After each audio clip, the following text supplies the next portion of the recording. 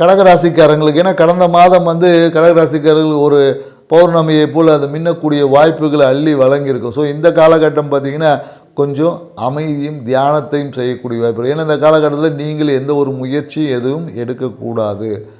ஏன்னா வச்சுக்கிங்களேன், இந்த காலகட்டத்தில் நீங்கள் எடுக்கக்கூடிய முயற்சிகள் உங்களுக்கே பிரச்சனையாக மாறுவதற்கு வாய்ப்புகள் இருக்குது. ஏன்னா இந்த காலகட்டத்தில் குடும்பம் சார்ந்த விஷயம் கொஞ்சம் பிரச்சனையாக இருக்குது. குறிப்பாக அண்ணன்ற உறவு, அண்ணன் அக்கா என்ற உறவால் தேவையற்ற பகைமை வரலாம். ஏன்னா அவங்க ஏதோ செய்யக்கூடிய ஒரு செயல்பாடு, அவங்களோட சேர்ந்து செய்த தொழிலால் ஏற்பட்ட செயல்பாடுகளால் தேவையற்ற பிரச்சனைகளை சந்திக்கக்கூடிய ஒரு வாய்ப்பு என்பதற்கு மேலும் இந்த காலத்தில் மனம் ஒரு அமைதியற்ற சூழலில் இருக்கும். மனம் என்ன பண்ணாலும் ஒரு திருப்தியாக இருக்காது. மேலும் நிறைய பேர் இந்த காலத்தில் வேலைக்கு விஆர்எஸ் கொடுக்கலாமா அப்படின்ற ஒரு எண்ணம் இருக்குது, இல்லை வேலையை மாற்றலாமான்ற ஒரு எண்ணம் என்பது இருக்கும்.